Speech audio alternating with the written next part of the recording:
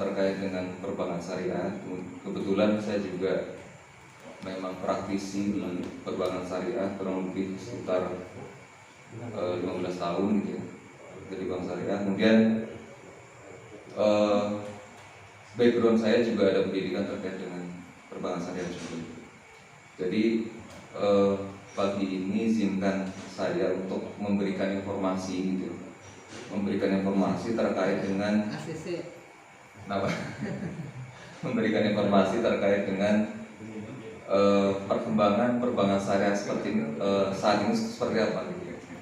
Karena mungkin kalau kajian-kajian yang lainnya kayak kajian fikih, kajian akidah dan lain-lain itu sudah banyak pakarnya gitu ya. Ustaz Ao, Ustaz Hasan, Pak Haji Musli, Ustaz Udin dan lain-lainnya gitu ya. Mungkin lebih memiliki kompetensi untuk menyampaikan hal-hal seperti itu gitu. Baik, mungkin langsung saya mulai. Saya ingin menyampaikan terkait dengan pengenalan perbankan syariah gitu ya. Mungkin Bapak Ibu, Bapak-bapak juga sudah sering mendapatkan informasi gitu, terkait dengan perbankan syariah gitu. Apalagi kemarin sempat ramai juga tuh yang Yusuf Hamka gitu ya. Yusuf Hamka kemudian kita melakukan klarifikasi gitu kan antara Yusuf Hamka dengan salah satu bank syariah gitu. Karena kejadian tersebut sebenarnya adanya informasi ataupun miskomunikasi gitu, antara beliau, pemahaman beliau terkait dengan perbankan syariah itu, sehingga apa yang beliau sampaikan pun belum tentu juga gitu, tepat gitu. Makanya kita juga harus memiliki literasi juga gitu ya, terkait dengan ekonomi syariah, terkait dengan perbankan syariah gitu. Jadi sehingga kita memahami gitu sebenarnya praktek-praktek perbankan syariah maupun ekonomi syariah yang dijalankan di Indonesia terutama ataupun di level global gitu itu seperti apa. Karena memang perbankan syariah ini memang mungkin usianya sudah cukup agak lama ya. Dari kalau di Indonesia itu dari 91 gitu, dengan berdirinya Bank Muamalat gitu. Kalau di dunia ya sudah cukup lama, dan kita memang mulainya juga cukup tertinggal dibandingkan dengan Malaysia gitu. Dan alhamdulillah sih saat ini juga kita mulai mengejar, walaupun secara market share gitu ya itu masih jauh dari harapan, atau kalau kita lihat atau kita bandingkan populasi Muslim kita itu yang cukup banyak gitu. Kita kan kalau bicara mengenai populasi kan kita sebagai umat Islam terbesar di dunia gitu, bukan di wilayah Asia Tenggara ataupun tapi di dunia itu kita memiliki populasi Muslim yang terbesar. Tapi kalau kita lihat atau kita bicara mengenai industri keuangan syariah itu kita masih kecil, market share-nya masih sekitar di bawah 10% gitu. Dan angka itu kita capai dengan susah payah, dan sebenarnya sih tidak sebanding dengan jumlah penduduk Muslim yang ada di Indonesia maupun di negara-negara lainnya di dunia gitu. Mungkin itu sebagai prolognya gitu. Ini kurang lebih yang mau saya share kepada Bapak-bapak sekalian itu terkait dengan perbankan syariah ini.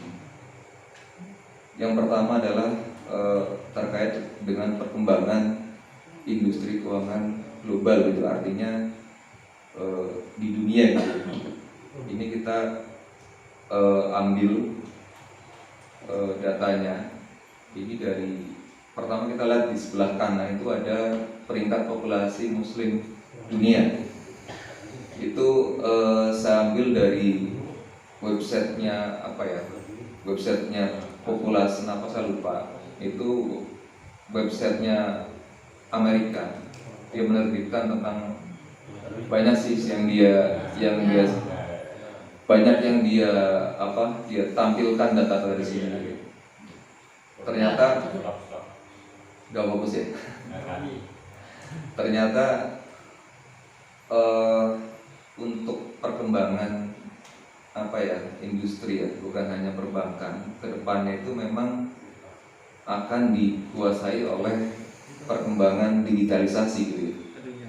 Jadi digitalisasi ekonomi itu akan menguasai gitu. Makanya dengan kemarin adanya pandemi itu justru mempercepat gitu, mempercepat proses digitalisasi industri ekonomi di berbagai industri gitu ya, termasuk di perbankan itu, untuk cepat melakukan akselerasi terhadap proses digitalisasi untuk seluruh sektor gitu ya. Jadi kalau dulu itu sebelum adanya pandemi itu kan seluruh proses itu dilakukan secara konvensional ataupun manual gitu ya. Jadi kita yang berkantor ya tiap hari harus kantor gitu ya. Ya mungkin kayak Ustadz Udin itu kan, Ustadz Alam, Ustadz Hasan itu kan sebagai seorang pendidik harus ketemu gitu ya. Tapi untuk saat ini pendidikan maupun transaksi-transaksi lainnya terkait dengan banyak sektor itu sudah dilakukan secara digitalisasi gitu. Makanya terkait dengan perkembangan perbankan syariah pun harus bisa mengikuti gitu. Harus bisa mengikuti gitu. Karena kalau nggak mengikuti nanti akan ditinggalkan. Nah, kita bicara mengenai populasi yang sebelah kanan itu peringkat populasi di dunia. Ini saya ambil websitenya orang Amerika. Jadi Amerika itu memang dia pinter mengulik data gitu. Jadi data apapun di situ ada gitu ya. Data jumlah penduduk, itu jumlah agama, dia dibikin rating juga gitu ya. Salah satu yang saya ambil datanya adalah mengenai populasi Muslim dunia saat ini. Saya cuma ambil beberapa, ada sekitar 7 negara gitu yang populasi Islamnya besar gitu. Ini diurutkan ya Pak, ini diurutkan dari peringkat 1 sampai peringkat selanjutnya gitu. Jadi ternyata populasi Muslim Indonesia itu adalah populasi Muslim yang besar di dunia gitu. Dimana kalau dipresentasikan terhadap total populasi itu sekitar 87,20% gitu dari total populasi yang ada di Indonesia, atau berjumlah sekitar 229 dan seterusnya. Diikuti Pakistan, India, Bangladesh, Nigeria, Mesir, dan Iran gitu. Itu jumlah populasi terbesar. Kemudian kenapa sih saya tampilkan data ini supaya kita mengaitkan gitu ya, nanti perkembangannya dengan pertumbuhan industri perbankan syariah di Indonesia. Nah, kalau kita lihat secara global, pertumbuhan ekonomi atau pertumbuhan perbankan syariah di level global itu kita naik peringkatnya sih jadi nomor 2. Jadi setelah tahun 2000, ini data tahun 2020, saya ambil dari data IFI karena yang terbaru baru tahun 2020. Ini juga lembaga pemerintah di luar juga sih, Islamic Financial Development gitu saya lupa gitu. Institution itu yang mengeluarkan peringkat ini, dan Indonesia naik peringkatnya sih dari tahun-tahun sebelumnya, tapi kita masih kalah dengan Malaysia di peringkat 1. Jadi peringkat 1 itu ada Malaysia, Indonesia, kemudian ada Bahrain, ada Emirat Arab, Saudi, Jordan, Pakistan, Oman, dan Kuwait, dan Qatar gitu. Jadi negara Asia Tenggara sebenarnya cuma ada 2, dan lainnya adalah negara-negara Timur Tengah gitu. Jadi kalau dilihat dari pertumbuhan secara global sebenarnya sudah cukup baik gitu ya. Tapi kita lihat coba nanti selevel di Indonesia itu seperti apa gitu ya. Karena kalau bicara mengenai pertumbuhan industri perbankan syariah ataupun industri keuangan syariah level global itu memang Malaysia memang luar biasa gitu. Karena mereka pertumbuhannya sangat cepat gitu ya, karena didukung regulasi yang sangat kuat dari pemerintahannya gitu.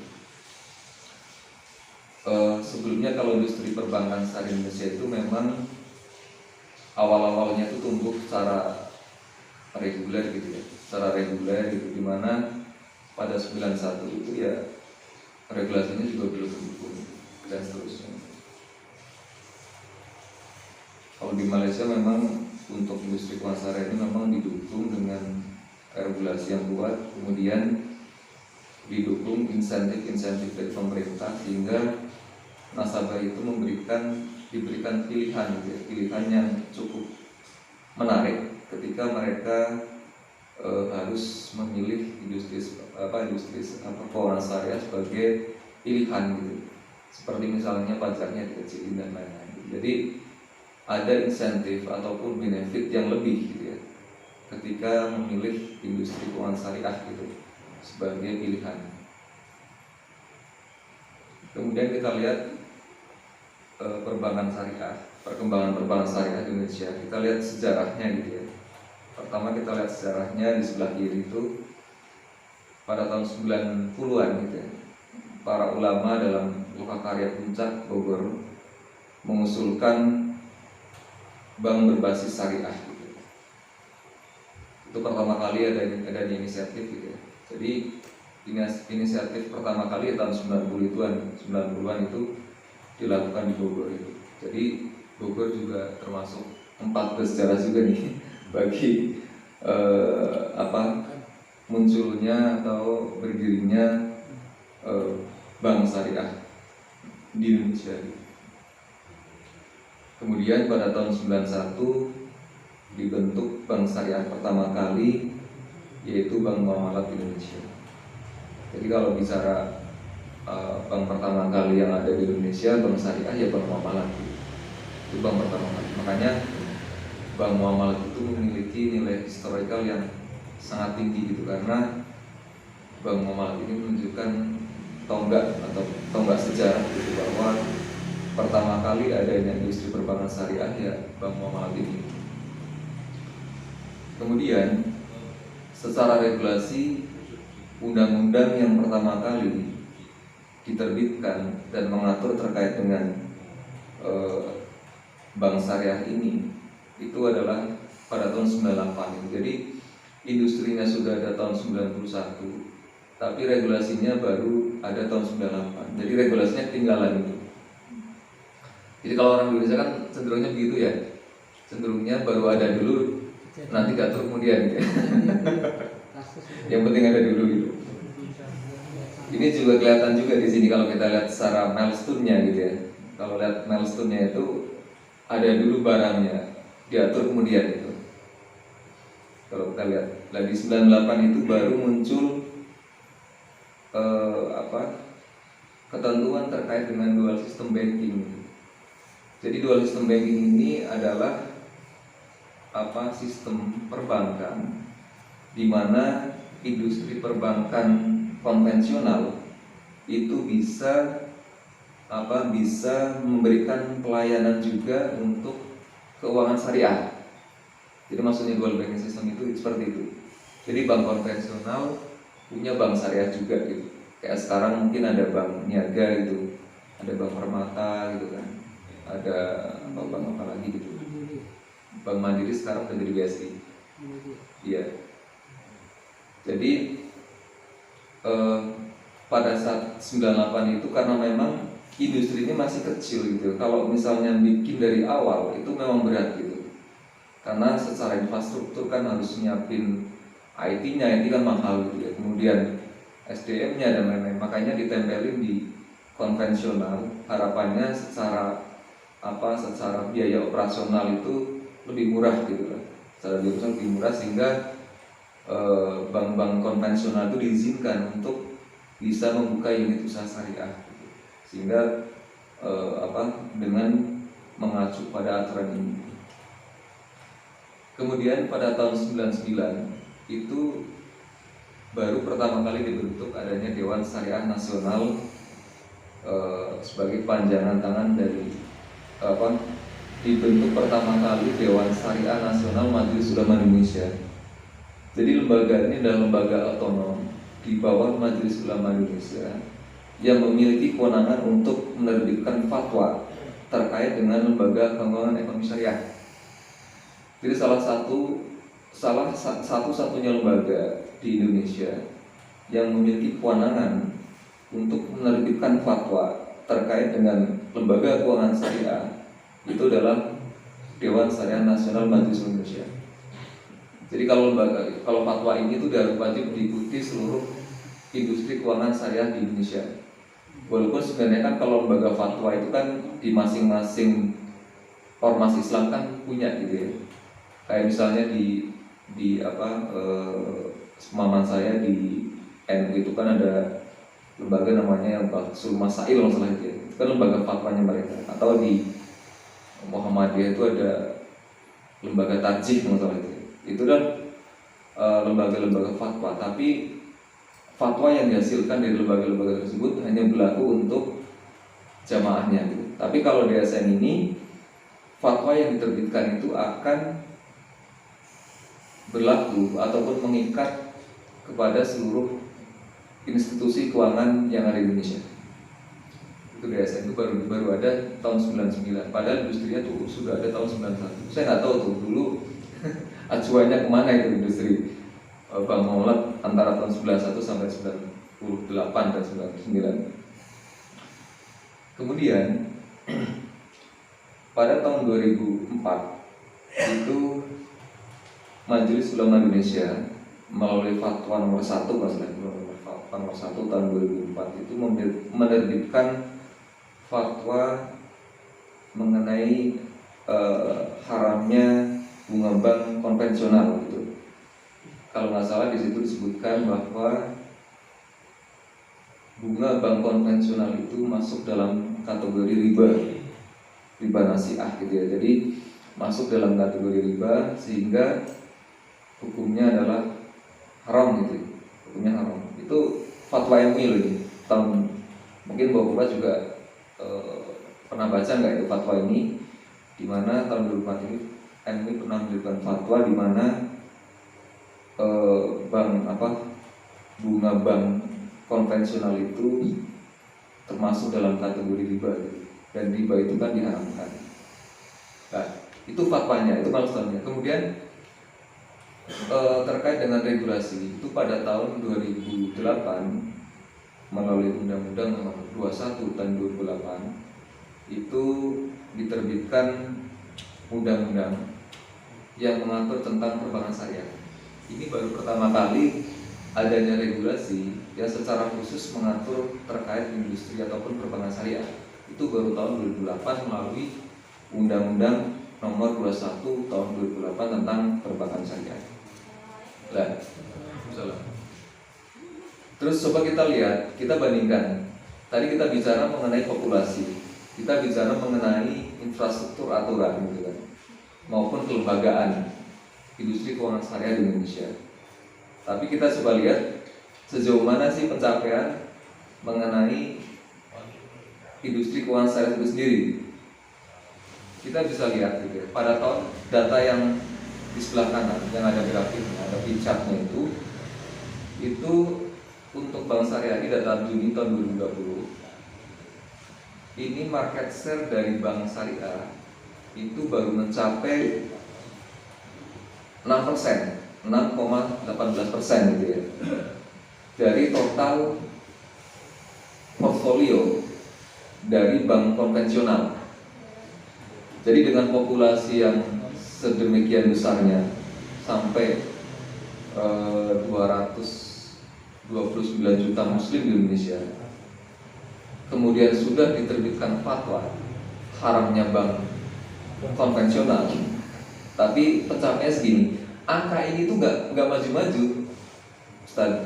Jadi angka ini tuh ya segini-gini aja gitu dari zaman dulu, dari awal berdiri gitu ya, maksudnya dari sekitar tahun 90-an, tahun 2000 kemudian sampai dengan saat ini, angkanya tuh nggak jauh berubah gitu. 5%, bahkan untuk mencapai 5% itu berat banget gitu. Dengan populasi muslim yang sedemikian besar, kemudian dengan infrastruktur yang ada saat ini, untuk mencapai 10% aja itu suatu target yang sangat berat. Dan ini tuh berat banget gitu.